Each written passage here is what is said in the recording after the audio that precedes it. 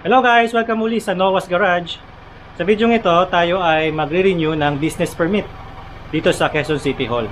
So kung may negosyo kayo dito sa Quezon City o kahit sa anumang lungsod dito sa Manila, may kinabang kayo sa video na ito. So, samahan nyo kami at mag-renew tayo ng business permit. Pero bago yan, mag-subscribe muna kayo. Yun.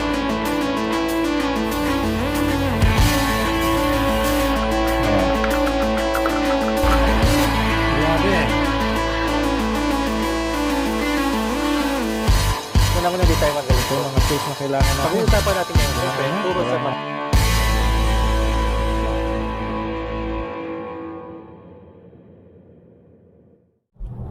Okay guys, malapit na tayo sa Quezon City Hall.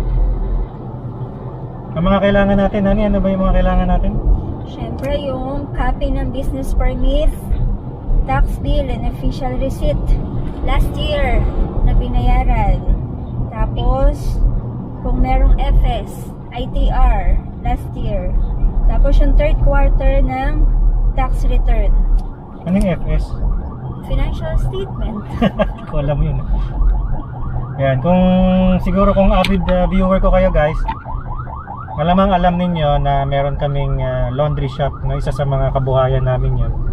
Ay, isa lang pala sa mga kabuhayan namin yung laundry shop na yun. So ang pag-renew ng business permit guys ay extended hanggang Abril.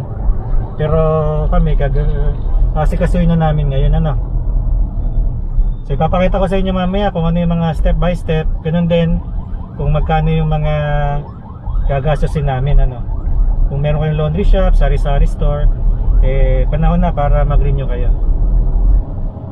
So ito na yung ating City Hall. Kung hindi kayo sa QC nakatira, Manila, Valenzuela, Pasig sa tingin ko pare-parehas lang naman ng procedure yan. Siyempre, iba-iba lang ng documents ang kailangan siguro. So ito yung entrance ng City Hall. Malamang maraming tao ngayon dito.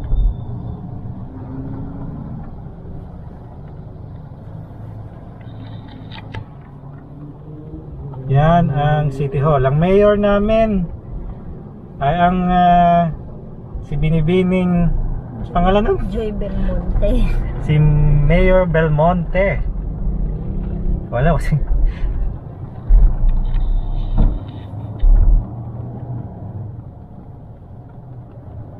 Yan, bago yung building ng QC City Hall. Bagong renovate. Hindi pa tapos nga So magpo-park tayo guys dun sa multi-level parking nila. Sana may maparkingan pa tayo. Haba ng pila. Dito pa lang pila na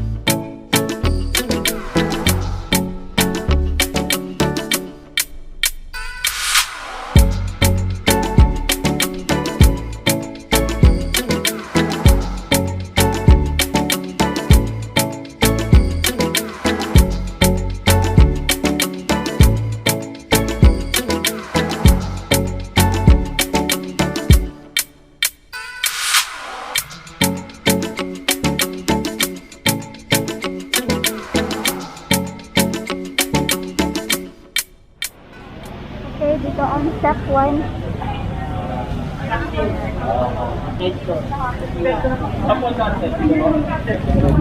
Kuha tayo ng requirement. Isa lang po. May pilatan lang po, tapos pasample. Hindi ba requirement yan? Ano po, ma'am? Ito, ang dami. Saan ka na? Tatatakan. Evaluation pa yan? Ito, okay na yung document. Okay.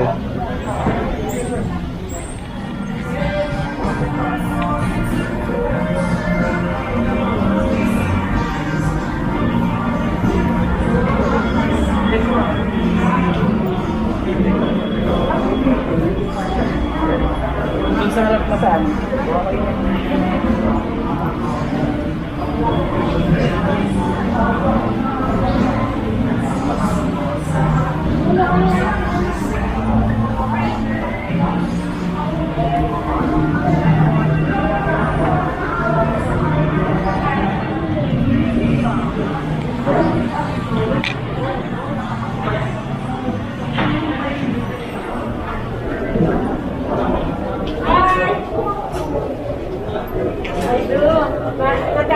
Hindi na ako kilala dito eh. Oo nga.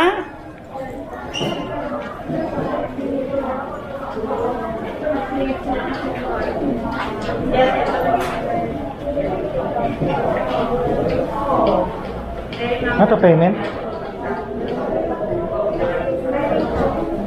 Ha? Payment? Assessment. Tapos payment. Tama ba? Assessment muna. Step 3, second floor. Sinama na yung cedula.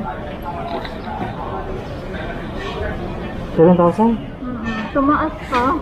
Ano ba yan? Ano ba yung... Ito na, yung annual nito. Pero may option doon na porter. Ano ko na? Kano? 7,000? Akala ko mga 20. Pero mamaya may mga pwede pa kayo. Tampo ba yan? Okay.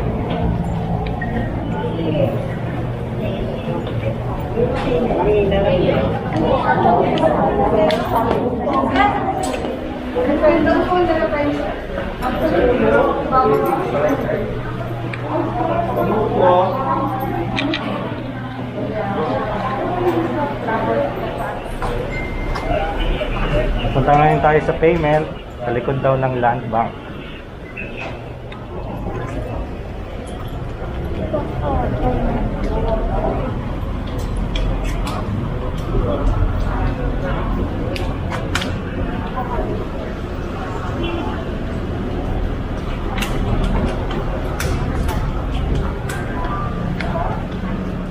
Ready?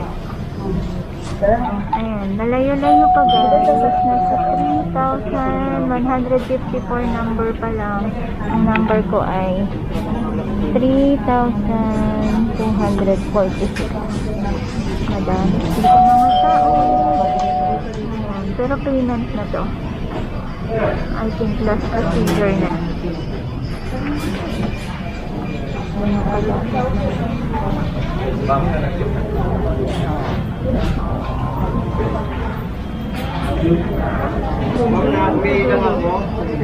Dami namang counter kaya mabilis. Yun na, 3,164 versus 3,246. Ako na. So, okay.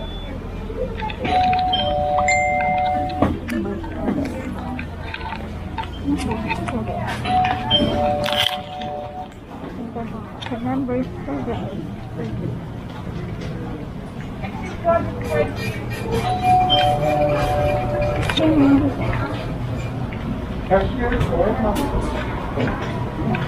Upa. Ito po sir. 7,000.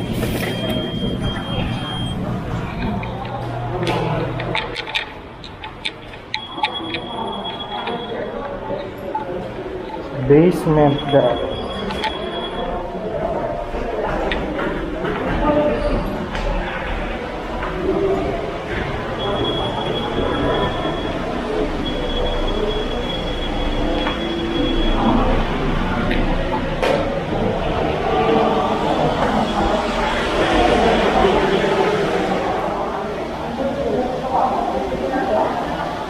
Ano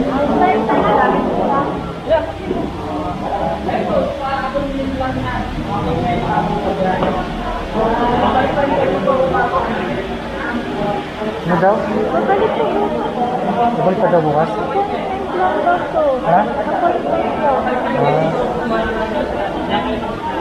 Sabado? So, ano mga natapos natin ngayon? Ito pa lang. Business permit. Mayor's permit.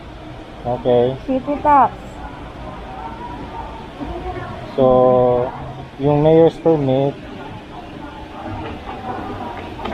7,000, no? Total lahat. 7,000 total lahat. So, wala pa dyan yung yun ang wala pa dyan. Wala pa yung mga environmental, fire certificate. Ewan ko kung i-record nila ulit yung employee health certificate. So, yun. So, naka-schedule kami tomorrow. Yan. 4 to 5 p.m. Yun yung schedule namin. So, itong total na to depende sa sales last year. Depende daw sa sales yung total ng mayor's permit. So, yun. Kung pupunta kayo ng City Hall dito sa QC, hindi nyo matatapos ng isang araw. Magpapa-appointment pa kayo. Hindi kagaya last year, mabilis. Ngayon, required na daw mag-appointment. Dahil sa COVID. Okay.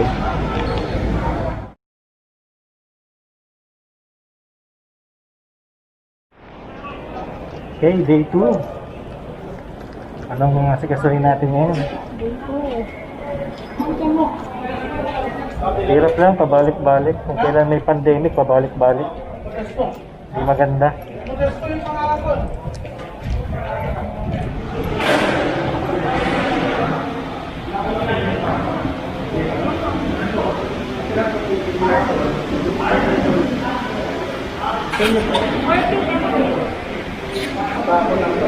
Dito na ako sa loob.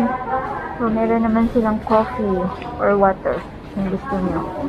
Kung fill up na naman tayo, cleaning na ng business form.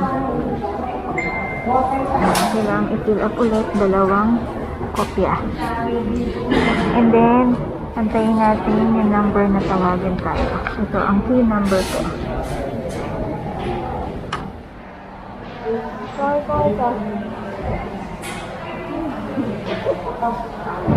Bawal pumasok talaga, isa lang. Ito extension nila yan. Dun sa kabila mas madami. Nagtawag ng 5, sumali na ako. Kahit sa dulo pa ako.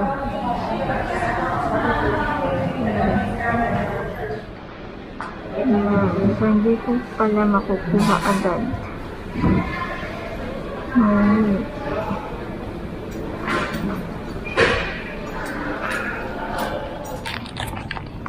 Wala na. Yan. Mag-aantay na lang ako ng email kung kailan ko pwedeng balikan ang permit at ang renewal ng business permit. Okay na? Ganun lang ang pagre-renew ng business permit. Basta ensure nyo lang na nasettle nyo yung 2020 business tax nyo. Yan, para hindi kayo magkaroon ng problema. So, madali lang, 2 days processing, hindi naman masyadong hassle kasi maraming mga tauhan doon sa City Hall na tutulong sa inyo. Yan. At meron ding option na new normal process na tinatawag nila. So, pwede kayo mag-renew o mag-apply ng bagong business permit through online. Ayan, nandyan yung picture. Nandyan din yung link, yung process. Sana nakatulong tong video na ito sa mga hindi pa nakapag-renew ng business permit nila. At kung nagustuhan nyo ito, please like and subscribe. On behalf of NOAA, sa ulitin, maraming salamat!